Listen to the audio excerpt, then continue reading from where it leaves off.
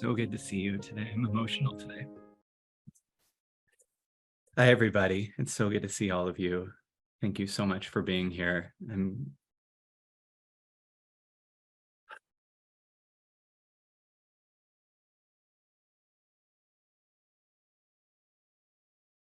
I am in some kind of final stages of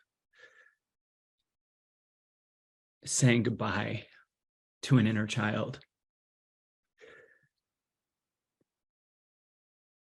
There have been so many things in my life that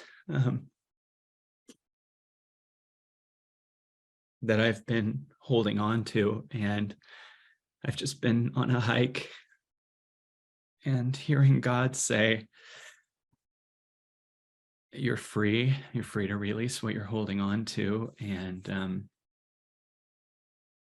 later today, my plan is to make a video of some really big stuff I went through that you guys don't know about. And I'm planning to do that today. Out of love, out of healing, out of feeling that I've held a lot of shame in my body. And it's like ready to go.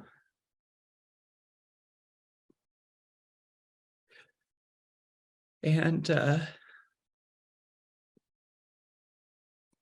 one of the things that I'll tell you right now that I've learned is the difference between the truth that everyone knows externally and the truth.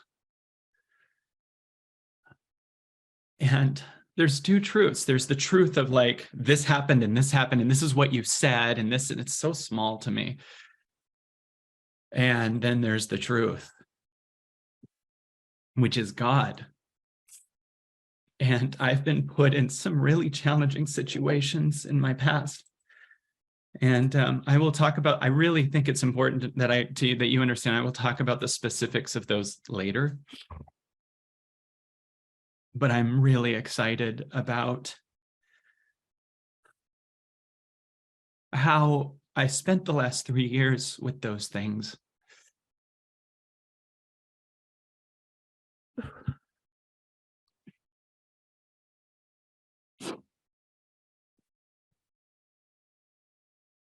Just listening to God.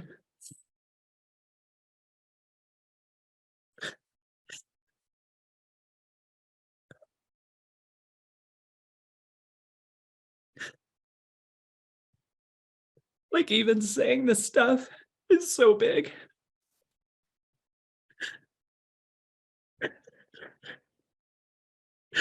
Because I've never got to bring anything to light.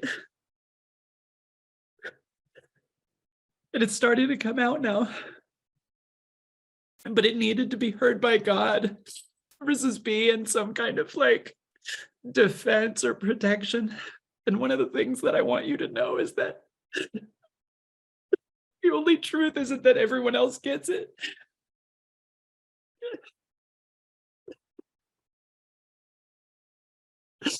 It's that it's heard, like in your body. There's things you want someone else to hear, and that's in the way of you hearing it.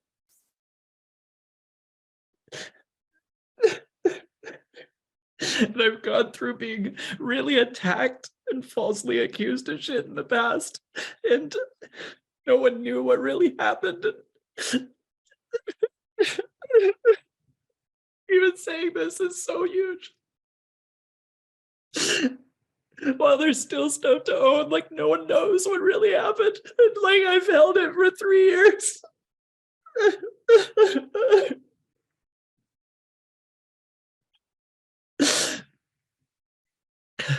And I've had so much hate thrown at me.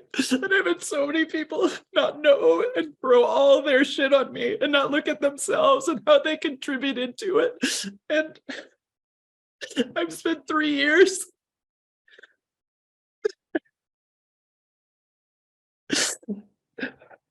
3 years ago, I almost killed myself 3 times. I was on an overpass.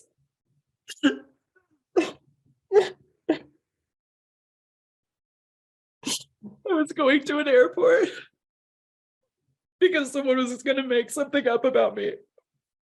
And I was so scared. I've had people my whole life not say a whole story. And I've done everything I could to both keep my business going and keep my truth going and keep everything going while going inward and still facing what I needed to face. I almost jumped off a bridge.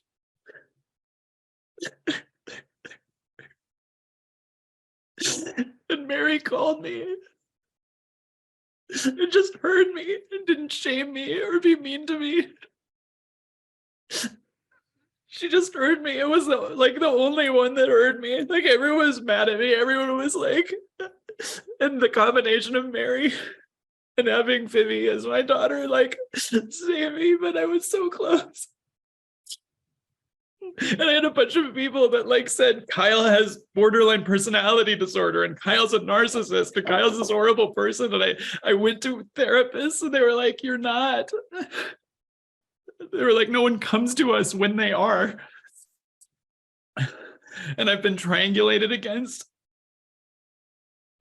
And there's a ton of stuff for me to own too. But like everything was the best I knew, you know? And there's something about this event or this time or whatever that like the event we just did, bringing darkness to light, has brought so much in my life to light. And it's brought so much in my body to light. Whoa.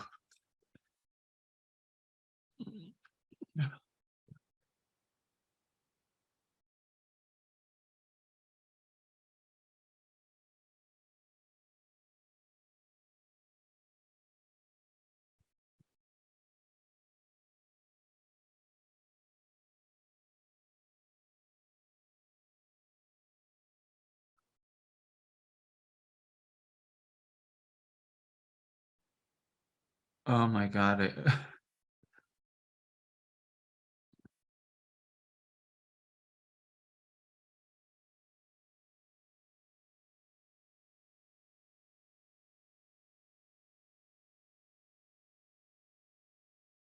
Like it was funny to me. I just heard this voice go, everybody take a deep breath. Like it'd be so funny if I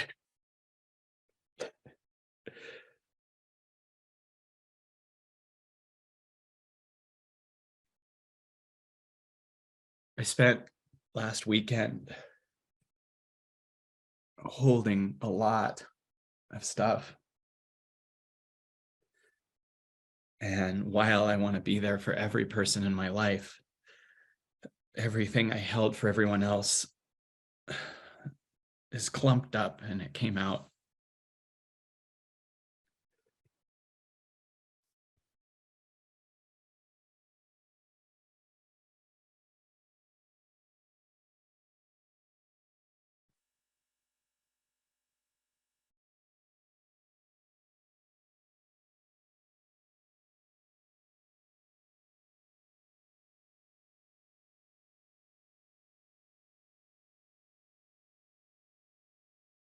I love you guys so much.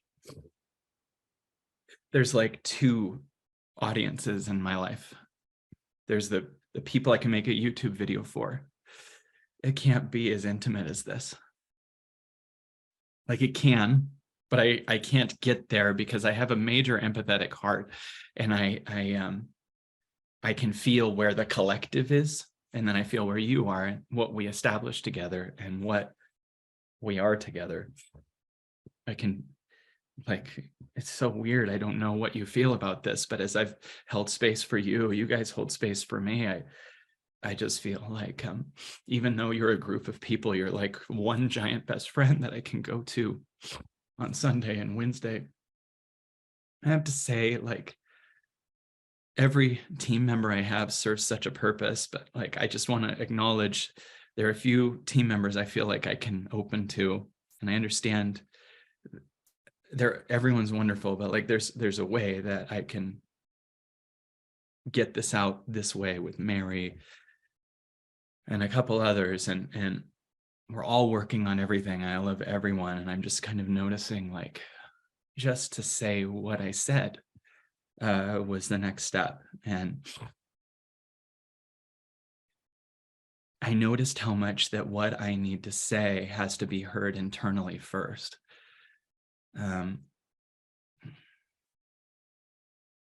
Because otherwise it's defense.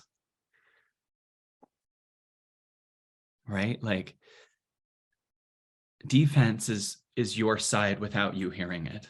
It's you wanting other people's ego to hear it.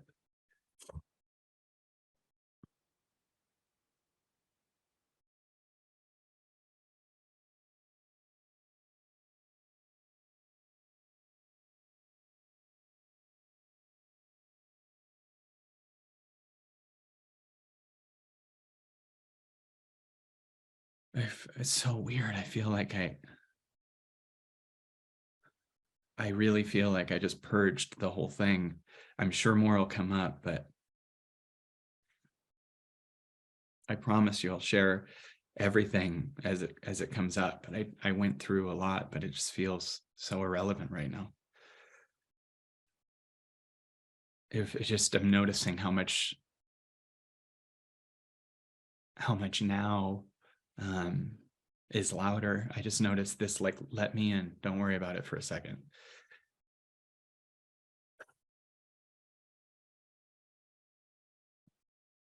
One thing I feel like talking about is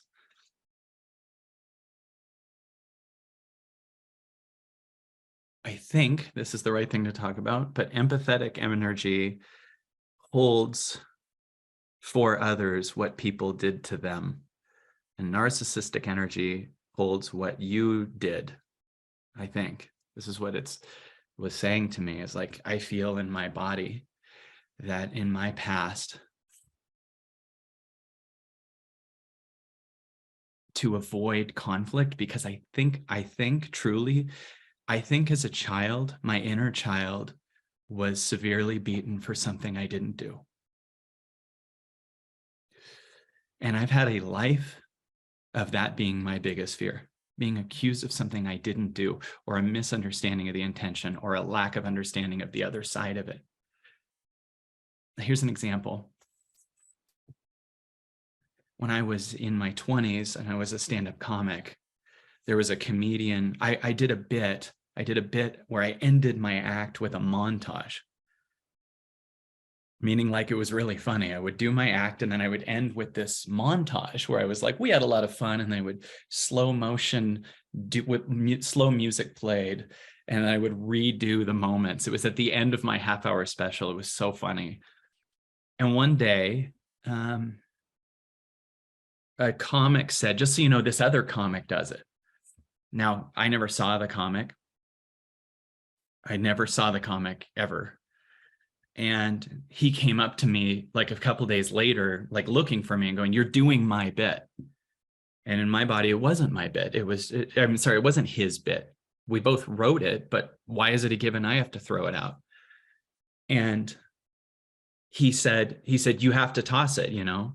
And I really didn't know what to do because it didn't feel fair. And I talked to Tom Wilson. It was my friend that was Biff in Back to the Future. And Tom Wilson goes, well, you tell him, and this was a weird moment because he goes, you tell him that I've done that bit. I did that bit in the 70s and I'm giving it to you.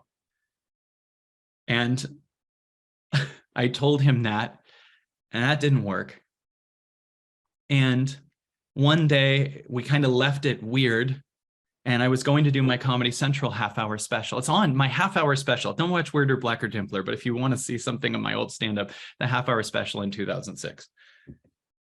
And he calls me and he was like, I hear you're still going to do it, because I was rehearsing it. And he was so mad, and he was mad at me.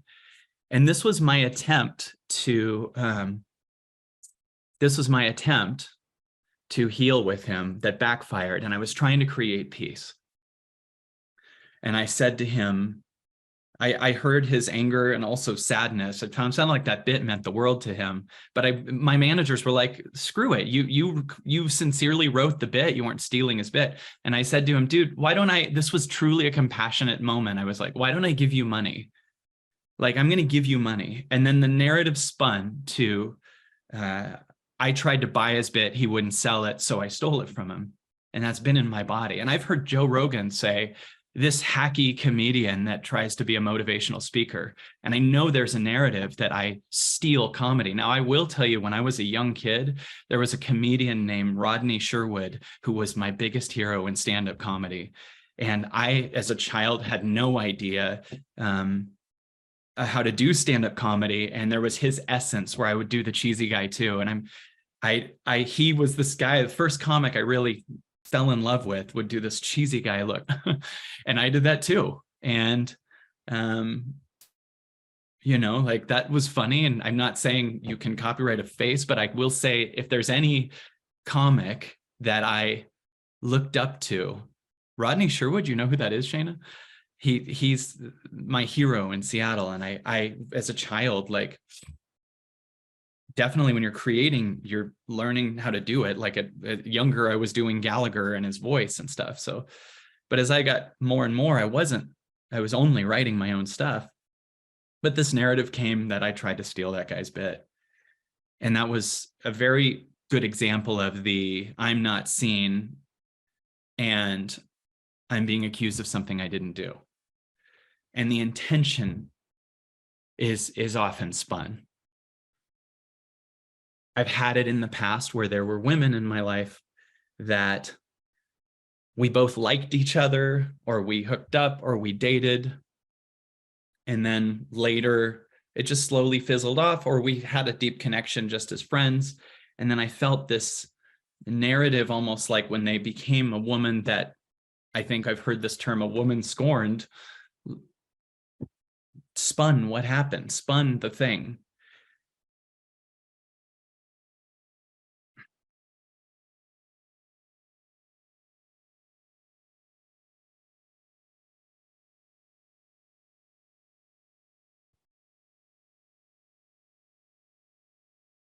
I've had a lot of people tell me everything that's wrong with me, and they don't own what's wrong in them.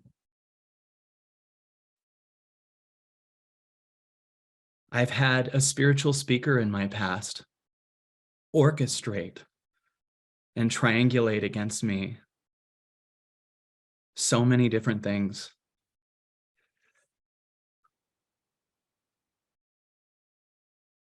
And they were things that he did. Like, I'm actually hearing for the first time out loud what actually happened. Because my goal has been for the world to see what happened. My hope was that the other side would confess. My hope was that, you know, everyone else would say where they contributed. I've had the closest people in the world in my life just say, here's what's wrong with you, Kyle, and not own anything on their side. And so what I did was I would instantly own it. And my body would still hold the other side. Like I would be like, yeah, I'm sorry about that, but what about your? And they'd be like, see, you're in defense. The amount of times I felt people that I was sitting there owning my shit, calling me a gaslighter or a narcissist. I know you know what I mean. Because as I'm freeing myself, I'm not even thinking of shit like that. You're not in that world, but the ones that are like collectively triangulating, oh, that's a narcissist, that's a narcissist. Well, wait a minute. You're not coming to me about an issue. You're collectively going to others. I've been through that my whole life. I have been through going up a spiritual ladder in myself and feeling the energy of collective people around me leaving. I mean, my whole life. When I was a stand-up comic as a child, and then I moved to LA, I had a bunch of my best friends get together. I can't believe all this is in here. I didn't even know I cared about this. Get together and just shit talk me. When I was a kid and I was winning in a stand-up comedy competition in Seattle, I heard there was a night, I didn't know this was in here, where the other comedians got on stage and shat on me.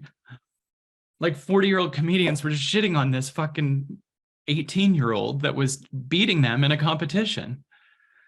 And then I go to LA and everyone's mad at me there. And then I became a stand-up comic that was very successful, and people like hate me there and then come up with that I'm a hack. I'm not a hack. I'm unbelievably creative. Sometimes I'm going to just be honest with you. Sometimes I get really annoyed when I hear people talk about other legendary comedians and go, that comedian does 1 hour a year. Yeah, you know what? I can do 6-day events off the cuff. Sometimes I go through that, like, oh, that's amazing that you saw Robin Williams. He did 2.5 hours. Do you know what I just did last weekend? Last weekend, I stood on stage and let 16 hours of the best content just come through my body. And I get shit, and it's funny, and it just comes through ad-libbed. And I get shit from people that almost have this energy of there's no way that's real. There's a setup. People think that the audience members are plants that we put there. You know they aren't. It's almost like they don't believe that's possible. And I'm sitting here going, I believe in you. And they're going, I don't believe in you. And I need you to own what I don't believe in you. Well, to those people, I don't need to own shit with you. Because I'm owning it with God and I'm healing it with God. Like there's this woman that posts stuff constantly about crap from 3 years ago that doesn't know anything about it. And she's like, you need to own. I'm like, why do I need to own to you anything? Why do I owe you about your trigger? Whatever I am to you is your trigger with your dad or something like that. I don't even know you. I need to own you. Look inside of yourself. And then when I say that, I'm called a gaslighter. He doesn't own it. He's saying it's my fault. No. Own your shit. I don't need to hold your shit anymore. I apologize for making the mistake of thinking that people who were safe to have a romantic connection with in the past were, and learning later they weren't, that they wanted money. I apologize for, I own times where I was scared other people wouldn't understand. So I said, can we agree to be quiet about stuff? Because other people that I felt couldn't handle the truth would hurt me. And I was right. I apologize for asking for that and you agreeing for that can this be private? I apologize for asking for my sex life to be private. I apologize for that. And then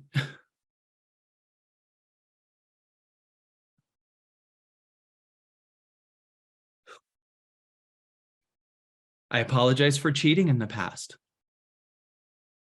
Truly. When we were having a very tumultuous lost relationship, I apologize with all my heart for that.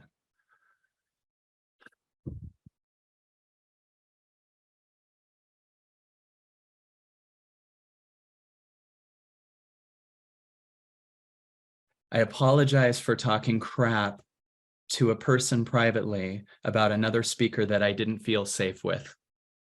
And it turned out I was right.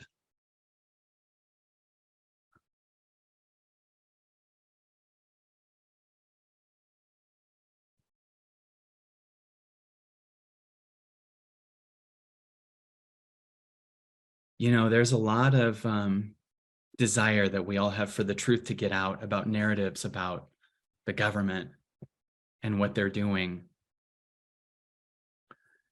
And I really believe my content. One thing I hear all the time is he doesn't live his content. And I do. Whoops. Oh, shit. This is my content. I love that I just did that. This is my content. I hope I screw this up. How falling in love with your fears can change the world. Here's the content.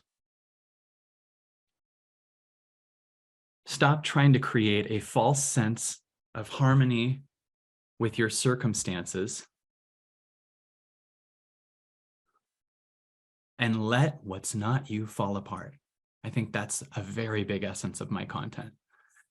And I made major decisions in the last 3 years and my whole life to let everything I'm not fall apart, to let the me that lived in Seattle fall apart, to let relationships that don't align fall apart, to let my stand-up comedy career fall apart. Everything on the other side has been magic. If you're in your ego, the idea of it falling apart is death to you. But if you're in your heart, the idea of the false thing falling apart is birth. Think of what you just saw me cry out. That was in my body up until now. I got to tell you how scary it is to hold that while holding spaces for you, but hearing God say, it's not time, it's not time, it's not time. I'm fascinated by the idea that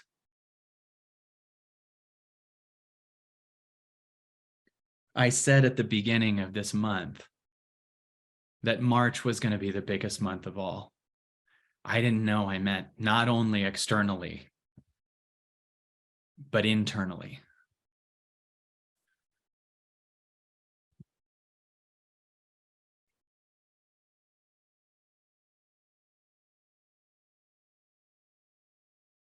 In the past, I had connections with women that I established were also my friends, but they came originally as clients. I thought they were safe spaces. One of them and I had a long distance relationship, and this was at a time when I was single and I lived in an Airbnb in a different place. And this woman wanted me to go be with her kids and go be with her. And I had established with her that wasn't what I was doing. And that was the beginning of my new life. The day I hooked up with her in November 2019, I felt, for some reason, this is so personal, but while hooking up with her, I felt some bizarre ayahuasca-esque calling to another planet. And I somehow feel that I was entering another reality. Also, the first, even though I don't know the level of real in this, the first recorded COVID case was like the same weekend. It was the day after this. I almost feel like I entered another reality. And the next day I was doing an event, and this girl had hooked up with me twice. She instigated, especially the second one. And I went back to the event after that. And that night after we hooked up, my body had to this is so gross. You probably don't want to hear this, but my body had the biggest release I've ever had in my life. And I went back to go do my event. And I was like, I'm overwhelmed. And I looked at my phone, and there were all these texts, because every time someone comes to the event, they want to talk to me privately and they want me to hold a space for them. And I had been doing the event for 8-hour days. And then I had new teammates that were interns that I also had to hold space for, because they were triggered if I walked by them and didn't say hi. And I felt like I am completely depleted. I am not resourced. I'm exhausted. And I had some teammates that I said, I am too exhausted to go on stage on day 5. And they were like, but there's people here. These people paid, and I needed someone to go, it's okay. And one woman put her hand on my heart and she said, Kyle, you need to go rest. And she put her hand, and I noticed the me that was trying to hold up the event. I go, I need to do the event though. And she goes, no, and then the other team members were like, he needs to do the event. And they didn't care about what I was saying I needed. It was just about the freaking audience. And I was like, is there anything for me here? And then I was still looking at the stage, and I needed someone to reflect to me something. And this woman put her hand on my heart, and she held my heart, and she goes, you need to go lie down. And I noticed that one of the teammates was on stage going, we're going to try to, and I listened to that. And she goes, be back with me. And I listened with her, and I started bawling, because I noticed my need to hold up the audience was first over my heart. And so she took me to her hotel room, totally, platonic, and had me lie down, and I cried for like 6 hours and released everything. I mean, and I went on stage like a child, and I knew this was the beginning of something that I didn't understand. And then for 3 months, the girl that wanted me to move to Florida and I talked every single night. And we had a fun connection, and it was confusing because I was a dad and I was having a very difficult time managing the relationship with Christy as co-parents, and we were back and forth. We were never married, by the way, even though people say his wife. I've never been married in my life. And this woman and I talked nightly and laughed and had a somewhat kind of connection, but I wasn't sure, so I was honest about that. And then one day I did a flow group. I used to do an event called a flow group. And flow group was where I worked with 4 people. And there was another speaker that was a friend in my life. And the other speaker, I had this part of me that felt he wasn't quite safe. I felt there was some agenda in him. He would ask me questions like, what's that event pay? And all of these different things. And he would talk crap about every other speaker. And in my desire to stay his friend, I joined him in that too. And I apologize to any other speaker I talked about, because I love other speakers. And he felt unsafe. And I heard from other teammates that he was always telling them, come work for me and not Kyle. And I articulated that to the woman. And then I did this flow group, and that speaker, I couldn't put my hands on it. That speaker came to my little intimate flow group because I was still trying to keep a connection, but I heard my heart say this didn't align. And he came and he sat at the flow group. And I said, it's the girl that I've been kind of seeing long distance. I said, it's her birthday today. And he goes, yeah, I bought her a spa treatment. And I was thinking, oh, you know her? And I would hear from other people that he was like friends with her and friends with them and trying to like triangulate and get these other people. And I communicated to him openly. I'm going through a thing where I feel unsafe about, like, I feel like you're kind of connecting with these other people. And it makes me feel triangulated, and I don't know that I feel safe. And his answer was, you're such a hero for bringing that up. But instead of owning any, is there anything there? Just being like, yeah, I see why you're feeling that way. Not even saying I see, it was just like, it's just Kyle's issue, the end. There was no, I get it. That was true. I see that. And I was even trying to do the work. And I said, maybe it comes from, and I don't want to call anyone out, but the closest person in my life, a man in my life that was very close to me, I said, often, this is true, when I broke up with someone, I felt like he would contact them. And I feel like people triangulate almost around their bond of their hate for me. It's almost like if you let go of someone, they can't just go. They have to connect to other people. And I communicated that to him. And that was a mistake. And it was me trying to own my shit, but I communicated that to him. And then out of nowhere, the woman writes me and goes, like a couple days later after talking to him, I want all my money back for everything I've done. You're an abuser. And all I felt was the kid who was scared to death kick in and me not know what to do. And I went through this thing where I'm in between, like I tried really hard to, can you tell me what's wrong? Can you heal this with me? Can you tell me what I did? No, do not talk to me. Iced, gone.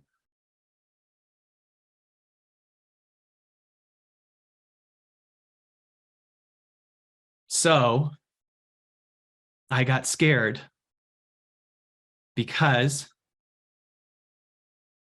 I don't remember if I already told you about the stalker. Did I tell you about the stalker? Sorry, I can't remember.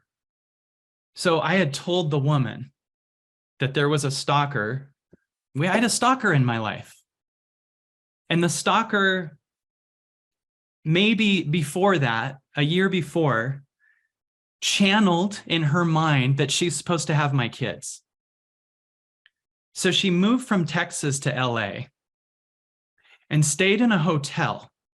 And when Christy and I were together and trying to work everything out, sent me a video every day of our future kids, like that she's channeling her future kids. And she'd sit there and cry. Like she believed that I sent mentally into her head that I'm supposed to be the dad of her kids.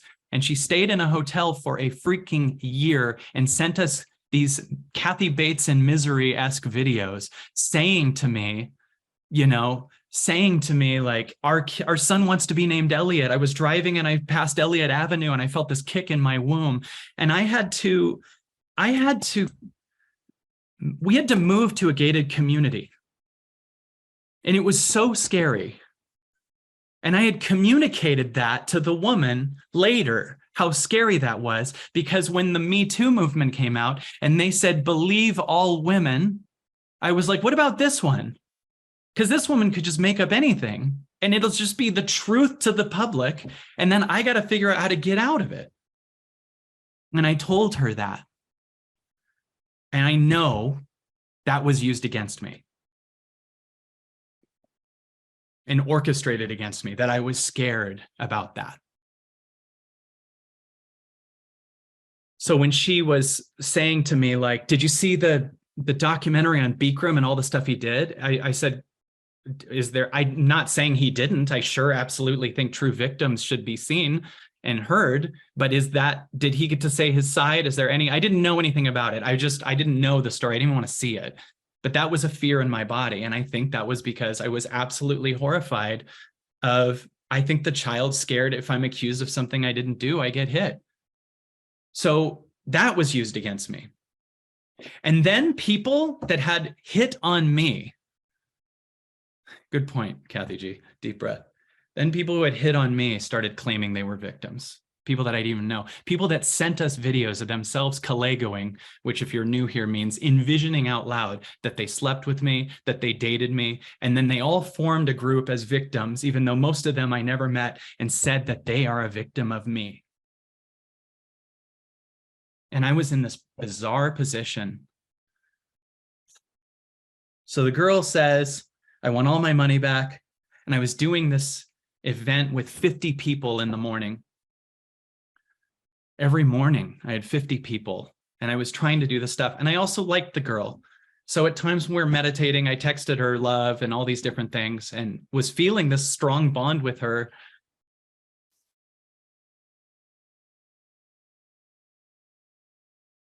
And then these letters start coming in from the people she's telling what a victim she was to me, mad about my sexual misconduct. Here's my sexual misconduct. Me going, are you sure you want to? Are you sure? Are you sure? Are you sure? Is that okay? Are you sure?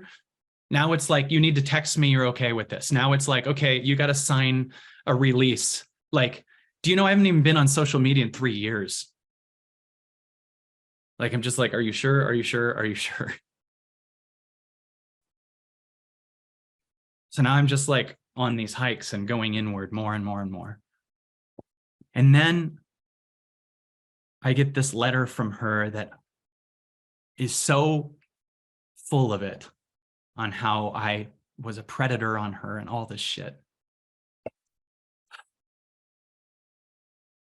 I can't believe I'm telling you all this. Demanding all this money. I was so scared. I went to an attorney. I just spent hundreds of thousands of dollars trying to figure out the right thing. And my response was, I heard that the highest I knew was the universe going, just let it go. Just give her all the money back. Even though it's unseen, give it to her. Just give it to her.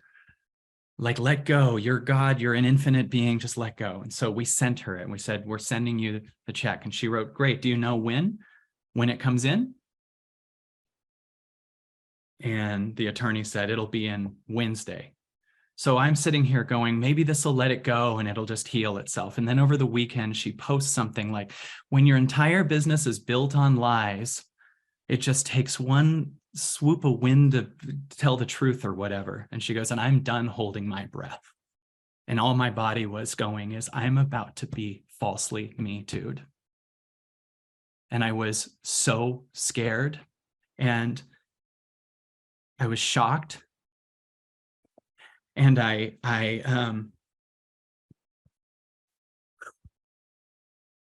can't believe I'm telling you all this. Just so you know, this has been in my heart every single minute for the last 3 years. When I went on stage last week, I was like, is someone going to call me an abuser or yell that out? And then I said to the universe, okay, if they do, I'm okay with it. And I got to this place, right? So I can't believe I'm like just saying this. This is all stuff you don't know. So I called Rhythmia because I was really scared.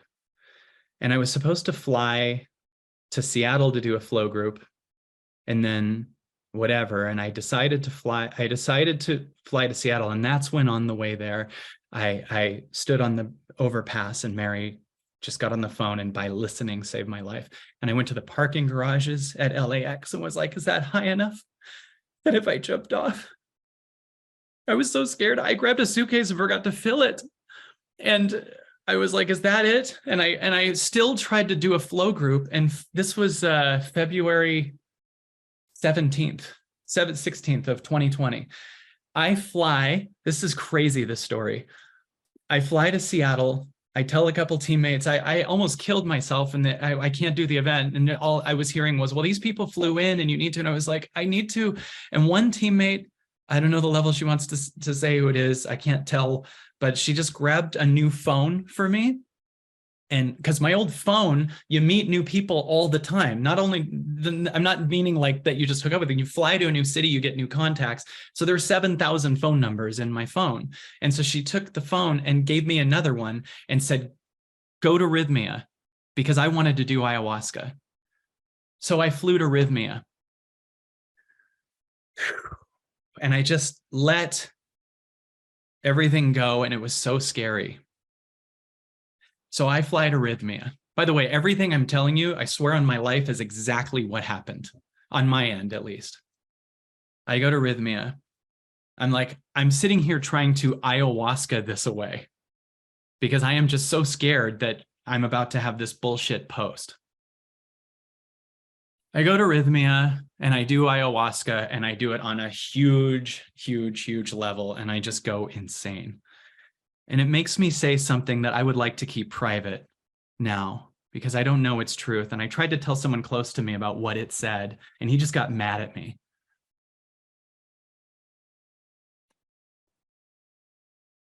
And shamed me for what it said about past stuff with people from my past. I'd like to keep it private. And then the next day, Jerry at Rhythmia said, when you do ayahuasca, say out loud, merge me with my soul no matter what the cost. And on February 19th, 2020, I did a ton of ayahuasca. And I sat there, and all of these people were in the room, and many of them were fans, but and so that felt really hard for me they were fans of mine, and I'm like still trying to figure this out. And it goes, I said out loud, merge me with my soul no matter what the cost. 2 hours passed and I didn't feel anything. And I said, is she going to post this lie about me? And the voice goes, oh, and it said her name. It goes, she's going to clean you out. And I looked down and my shirt was off. It took my shirt off. I didn't even know what was happening. I looked up, I might have remembered a little, but I just looked down and I'm just like sitting here, and I'm not a fan of me topless. I'm still working on that. Maybe I will after this, because it feels like my entire inner child is leaving, but I'm just sitting there topless in front of these people. And then every person in the room turned into people I know, because she was saying she was going to post, and there were things I opened to her about, people I didn't feel safe with, issues I had with other people, all these things. And across from me was a shaman that turned into her. And then everyone in the freaking room turned into other people I knew. My best friend, my brother, my, ex, all these people. And I watched as it just threw me to the ground. And I just watched as she was telling someone else, he said this about you. And then the spiritual speaker was coming in and telling someone, hey, he said this about you, and changing things and making shit up and everything. It was just crazy. And every person, and at one point, we're 5 hours later, and I started seeing images of people, teammates quitting, everything.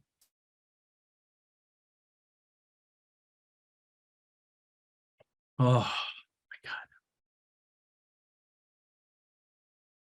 And then when it was done, everyone was celebrating, and I was lying on the ground like a pig at a luau while everyone was celebrating that I was dead.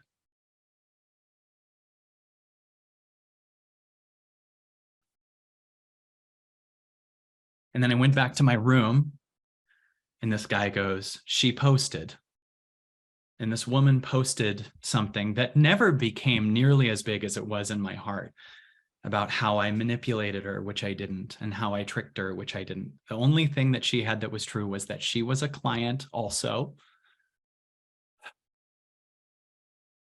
and that I did ask her to keep it quiet because I felt like I had teammates I couldn't open up to. And the narrative on that was he knew it was wrong. I don't believe it was wrong. I didn't sign a Hippocratic oath. I also was a stand-up comic. I also evolve out loud. I was on the stage doing it. I will tell you now, if I were to ever date someone that I ever met at any of my events, I would have them sign a release that they're no longer a client. That's a thing I learned. I see where the confusion is. I own that. I truly didn't understand that then. The reason I was actually even with her that night was because I'd been opening to other people about, can I just spend time with you and debrief after each night? And they would bring too many other people that I felt like I had to be there for, and I never felt like I could debrief. So she felt to me like the safest person, and I thought we were both just kids who had transcended our trauma. And the amount of narratives that were spun about my relationship with her were out of this world. Let me give you another one, because all of this is so necessary. And I hope this, because we're entering a new world where we're going to heal all this. One is that I talked her back into her alcoholism. Now, when she was with me, as far as I remember, she wasn't even drinking, and I sure as hell didn't. There was a thing that one person said was they were feeling rigid and they felt this thing. And I said something that truly was true to me. Sometimes being anti-something can be an addiction too. And then in the time that I was hanging out with her long distance, she was feeling freer than ever. She was feeling vibrant and amazing and magical and awesome. It was after she accused me that she went dark and angry and weird. Here's something I'll already offer. I know her heart. I know her heart, and I know that she regrets doing it. I know it. Maybe she'll say she doesn't.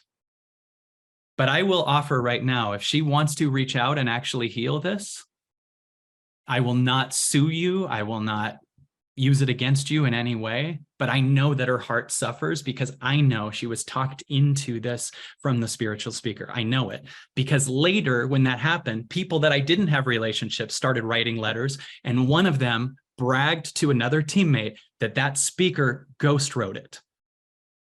That speaker ghost wrote it.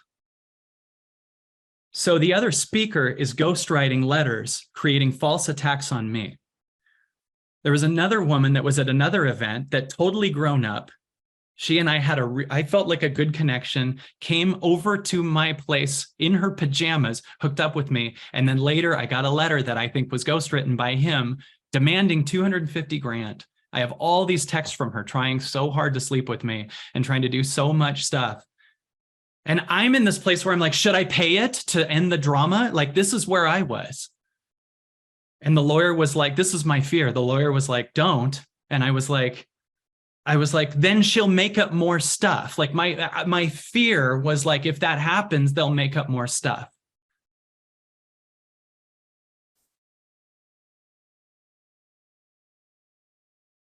So when this woman posted this, a person that I'm trying so hard because he's the closest person in my life, or was, defended me. She posted this bullshit thing about how I manipulated her and didn't care, whatever. And he goes to bat for me. And then guess what? The spiritual speaker, who didn't know this person, called him and told him that for 4 hours, the night she posted, that I have borderline personality disorder. And then he called me and said, I'm not talking to you until you go and do work on your borderline personality disorder. And I was so scared. I'm like, talk to me. He goes, nope, I won't. And I'm like trying to reach out to him. And I finally thought maybe I do. And I cried about it. And I had a bunch of people around me going, you are the F up here. You are. And so I believed them. I was like, maybe I do have borderline personality disorder. So I went to go to rehab, and I went to a suicide ward. And I had psychiatrists telling me, you don't. You don't. Then the spiritual speaker called my publisher, got them to drop me, called another speaker who I did a podcast, got them to drop my podcast with them, and used the narrative of he abuses all these women. And most of the women I've never even met. But I also had the dilemma of every time I talk about it, it brings more up. Like if I bring up, hey, I didn't even meet those women, then you guys all look that old thing up and leave, right? And that was my fear. And now I'm just like, I know the level that I should own this, right? So at one level, this just went away, which is why I can't believe I'm just telling you all this. At one level, this just went away. Like, in other words, after she posted this thing, one of the things I tried to do was a freaking Wednesday night call. And let me tell you how weird it was, because I was just a child being stabbed and people were telling me, you need to honor her. Don't tell your side because it's blaming the victim. You need to whatever. Oh my God. And I just, out of terror, tried really hard to own whatever while also not losing my business and trying to figure out what to do. So, God. So the video is just for AEP.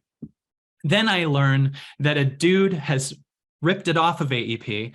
I later learn that the dude that ripped it off, this is just a side note because if we're bringing shit up, let's bring all of it. The dude that ripped it off, in other words, he recorded the screen.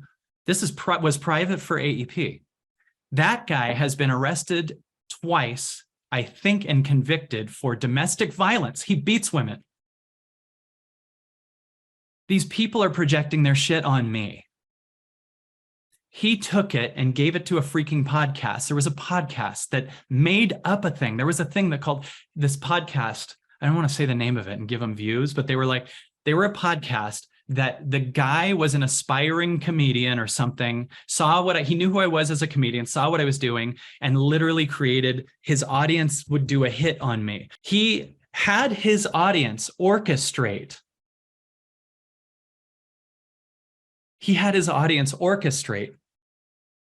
False things. People were writing, I went to Kyle's event and blah, blah, blah. I went to Kyle's event and all this bullshit. But they all together decided to collectively do that. So he took the video and then tried really hard to get his audience to share it. So a bunch of people posted my apology video that was totally screwed up because I really didn't know what was going on yet. And I want you to know this, like a ton of people posted this old Kyle apology video, and it was me and my biggest trauma trying as hard as I could to work through everything.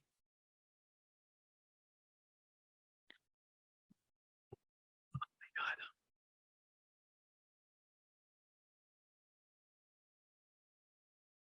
And I struck the video on some of the people, and then the narrative was, he's doing an unfair copyright strike. It's fair use. No, it wasn't. You ripped it off of my site.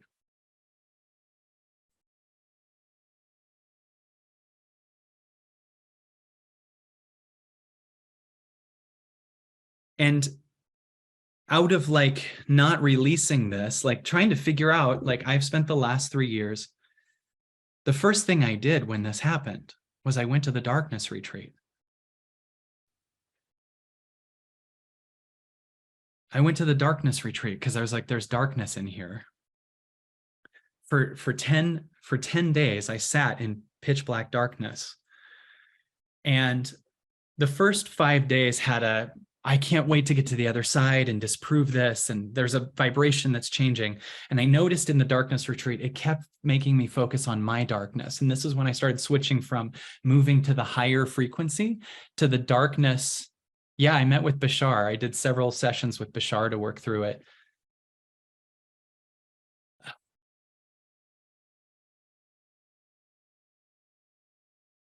One thing that happened that was really big was when the person who was closest to me defended me, and then the spiritual speaker, this is really important.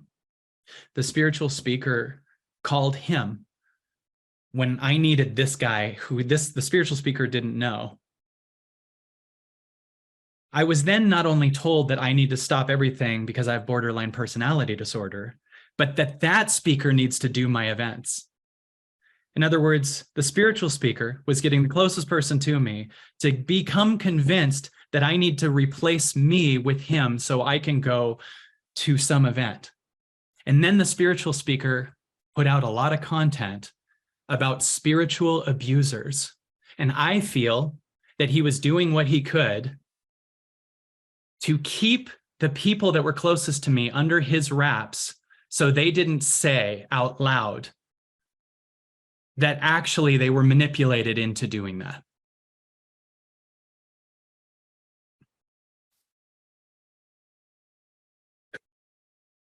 So I spent the last 3 years also looking at his page and hearing him do this content on the spiritual abusers and the abusers of the world. And that became his content right when this happened. He started doing stuff about gaslighters, and the gaslight worker came out the day after the thing. And I, in the last 3 years, have done everything I could to find the truthiest truth in this. And in the old days, it was, I don't want it to be like, I literally was like, I don't want to be seen as some abuser that I'm not. But at the same time, as it kept going, I would hear this higher me that goes, let the video sit there. Let the video that was illegally downloaded and everything sit there. Let that come out. Let that come out. That started to be the thing. It used to be like, how far is it up the YouTube channel? And then I kept going and going and going. And then eventually it was like, let it be there. Let that darkness be there. Let people think that about you. And I had a person that I was a friends with, that I had a connection with not too long ago, just as friends. And they were like, they said to me, like, they started blocking me. And they said to me, like, I can't talk to you because I looked that up. And I at first was like, don't you want to hear my side? Don't you want to hear? And then just like, I heard God be like, just trust me on this. One person I called who became a good friend was Teal Swan, because Teal Swan has been falsely attacked a lot. And you guys, I'm sure, have heard a Hulu documentary that makes her look bad, but she's incredible. She's a good person. She's been through the works, and she's a hero to me. I thought she was amazing. And I talked to her about it, and she heard it and was amazing. And then I couldn't believe she even had the space to hear what I told her, because she goes through it times a million.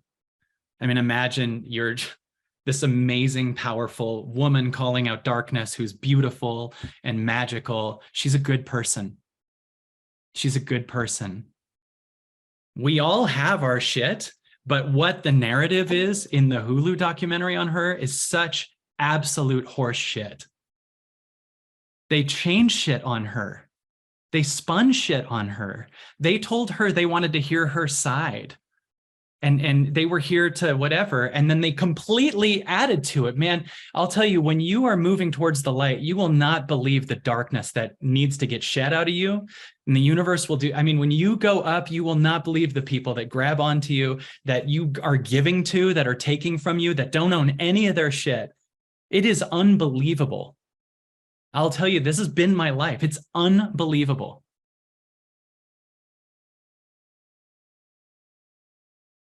So I lost my publisher.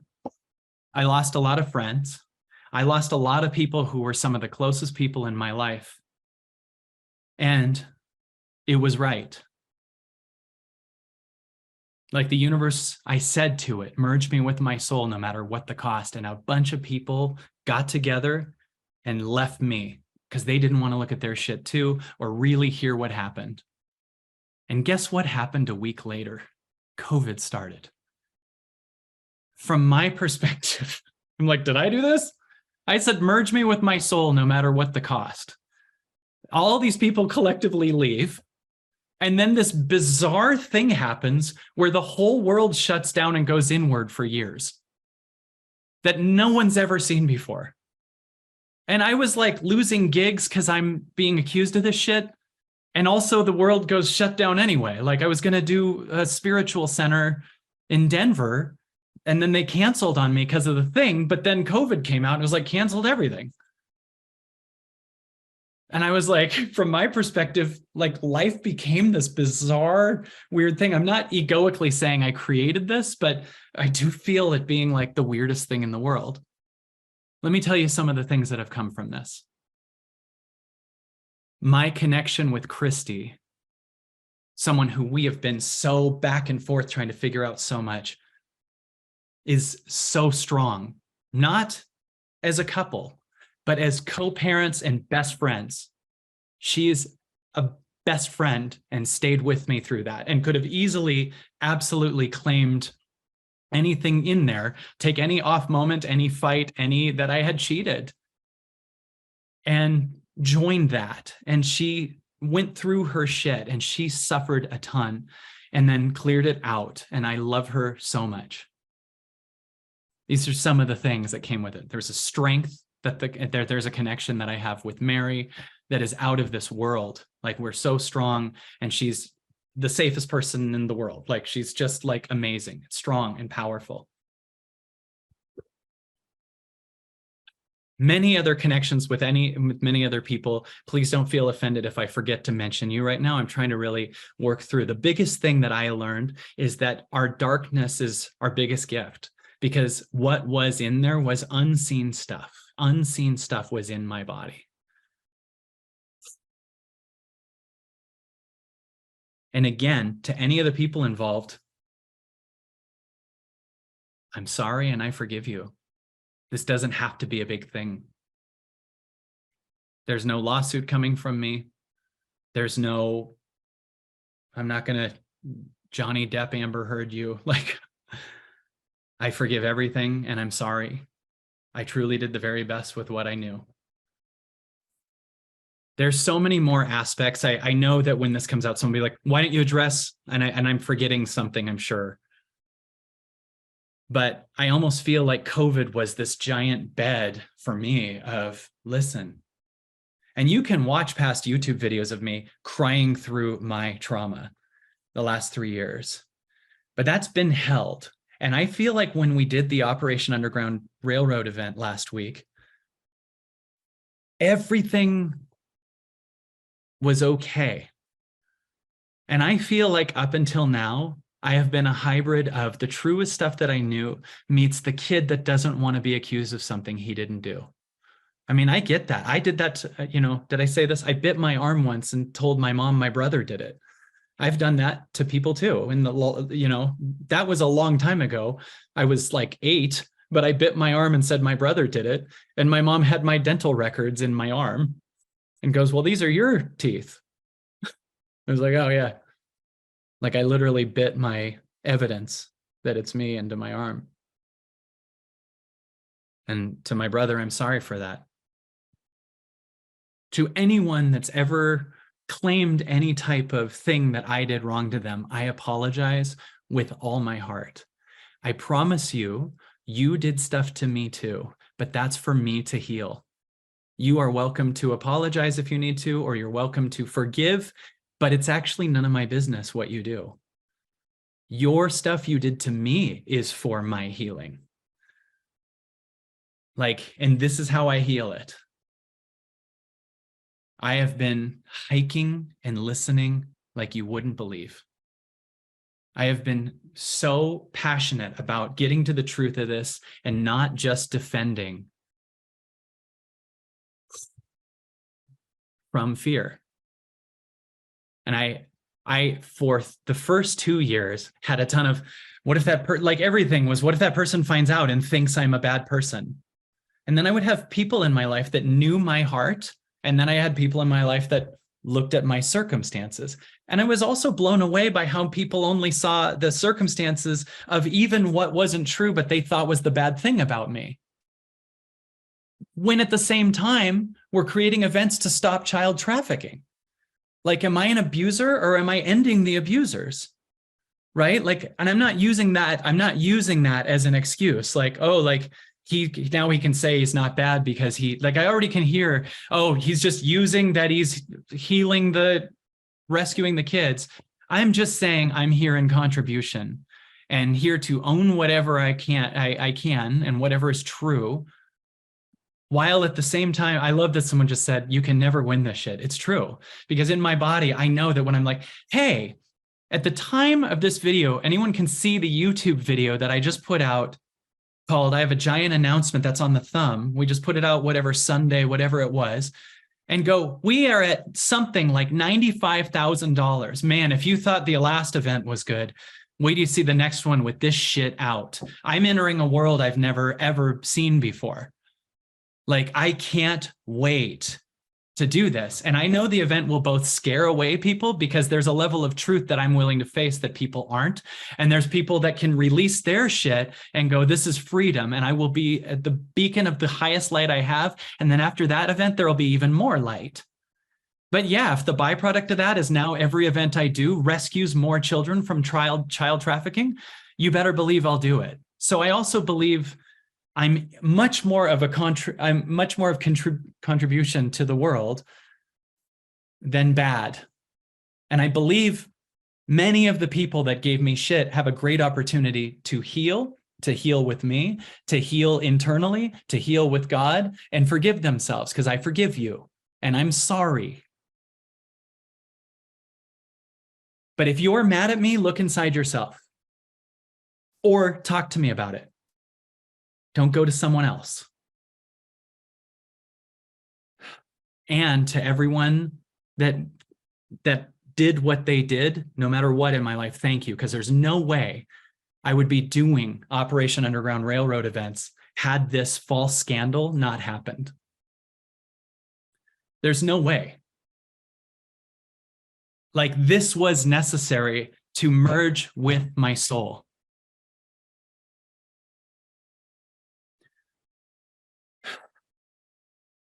To any person that turned on me, I forgive you. You're welcome to not talk to me more. That's fine. You're welcome to. I have people that have come to me and told me that spiritual speaker tried to get me to say. That spiritual speaker bragged to me about hooking up with clients, projecting their shit on me.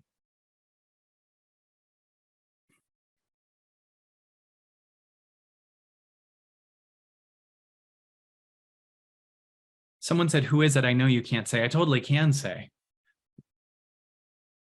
I think that right now, I don't want to.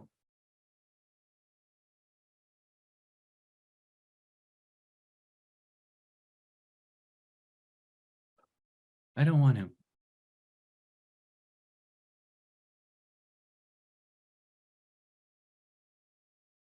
That's where I'm still mad. And it's okay that I'm still mad.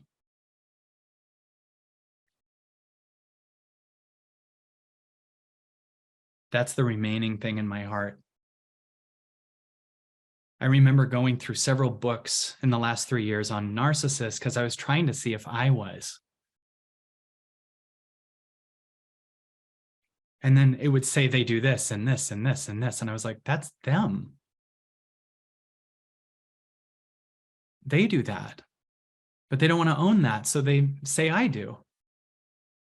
It was literally this list. Here's how you know it's a narcissist. And it was like, well, that's what they did. They triangulate. They create a thing. It was so funny. The day that happened, Teal Swan put out a video on people that try to convince you that you have borderline personality disorder.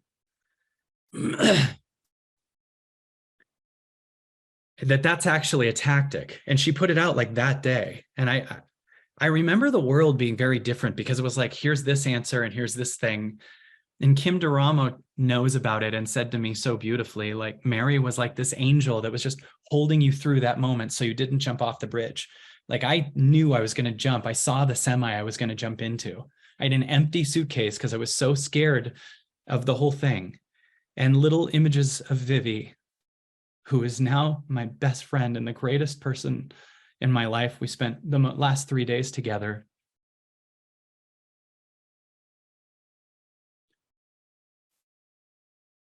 Just perfect. Just a best friend. I know that I'm a better dad because of this. I know that everything's better because of this. Any person involved has the ability to call me. They still have my number and heal it, and no one has to. I'm just saying everything in the world is healable. But if any of those people are wondering what I went through in the last 3 years, only probably 5 people knew about that.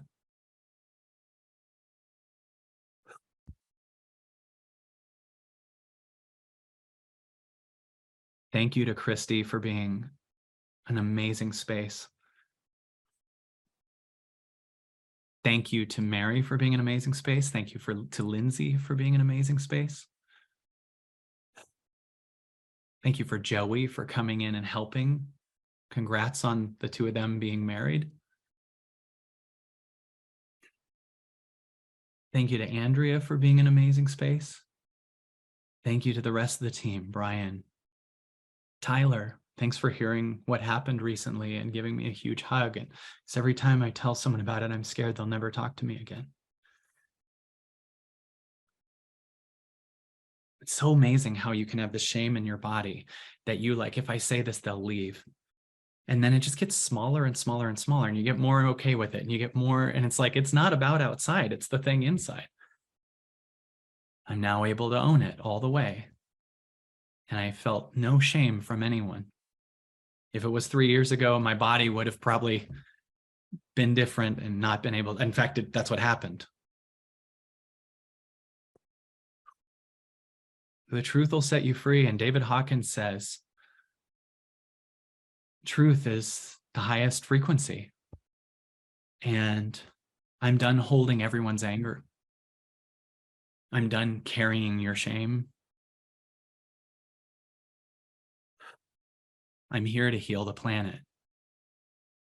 And I don't only mean by all the work I do and books I write and content I put out. I mean by the frequency I emit. And I'm really excited about what darkness will not be able to exist in this time.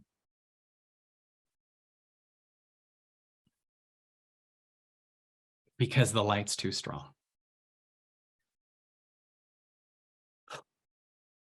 I feel like I just gave birth, which any woman can be very mad at me for saying that, because I'm sure it's way worse than that. But this baby's been in here for 45 years. And it was really showing up 3 years ago. I'm sure there's a bunch of stuff I'm forgetting. I love everyone involved because this is a movie. Like, the people in your life you think of are enemies. The people in your life that you think of that are enemies are you, trying to get out of you what you don't see.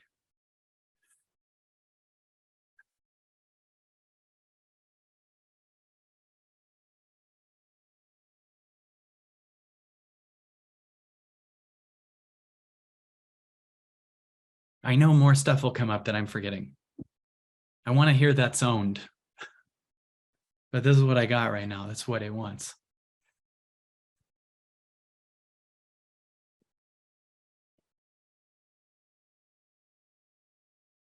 The closest person to me later went on that guy's podcast to try to crap on me.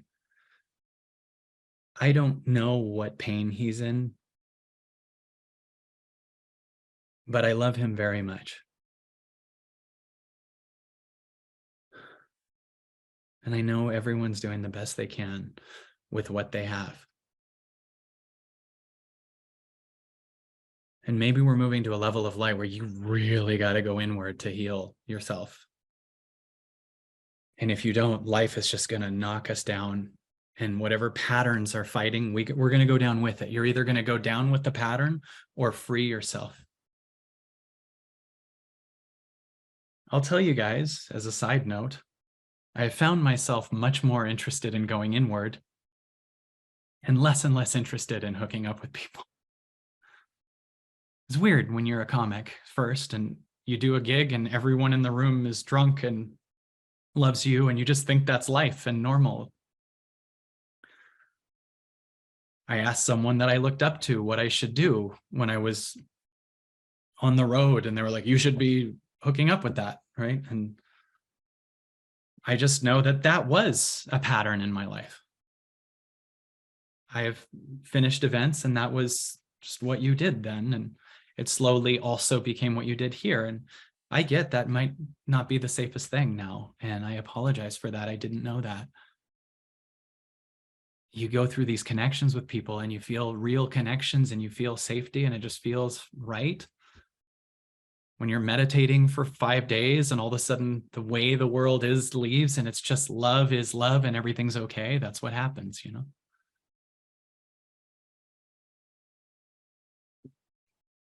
I feel not scared anymore because anything someone brings up, I'm able to own fully.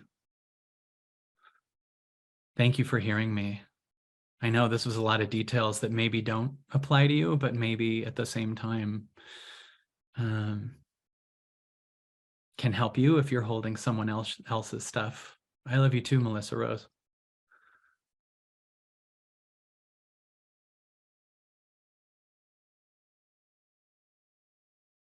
Yeah, the universe is telling me that's good on that.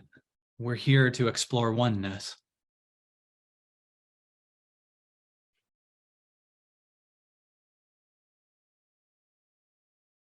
You're me. It is down to you and God, the stuff in your body.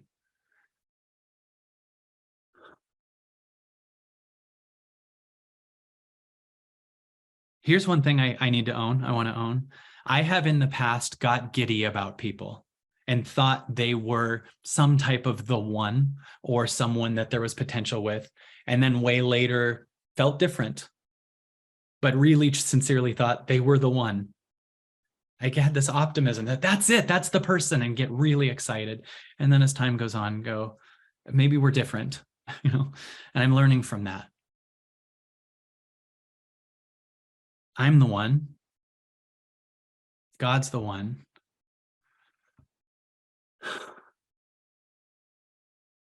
And that's the only truth. Can you believe what I just cried out and how amazing the event was with that in? I am really humbled and excited about what's coming through and what's coming after this. October will be insane. I'm going to sleep big tonight.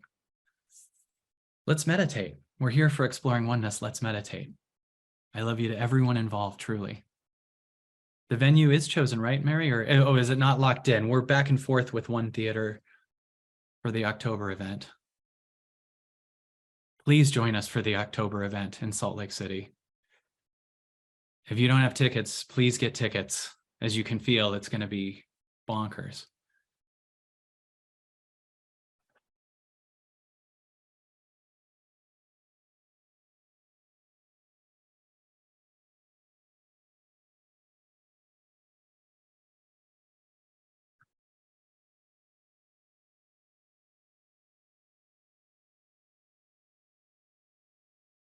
There was a time where I was talking to a person who does a podcast, a guy, and he had been through being accused of stuff he didn't do.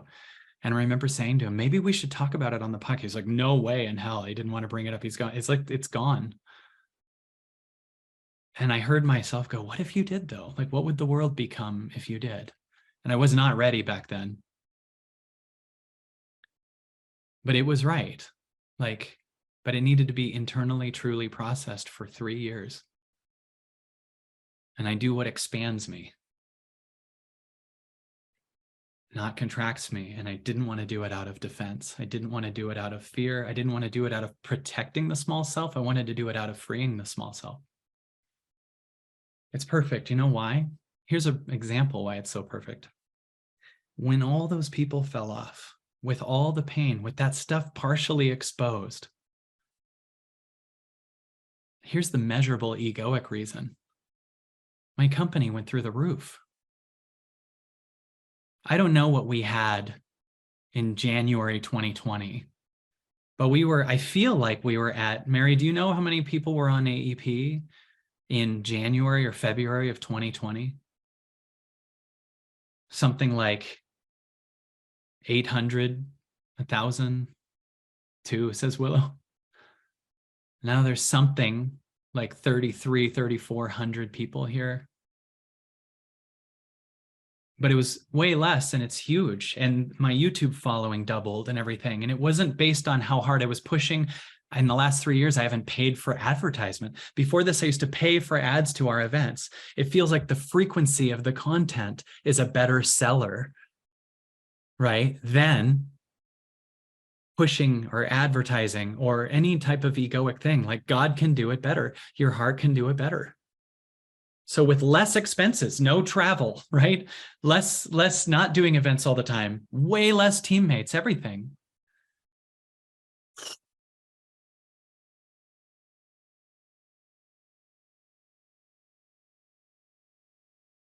it's doing better.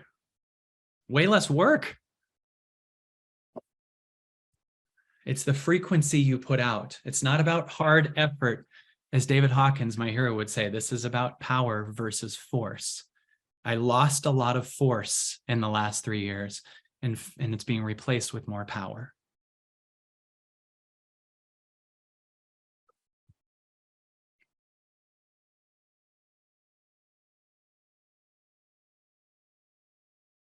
This is the perfect time to say, support the children and show up in Utah and Salt Lake City and join us. Please join us for freeing all children inside and out with Tim Ballard. Join us.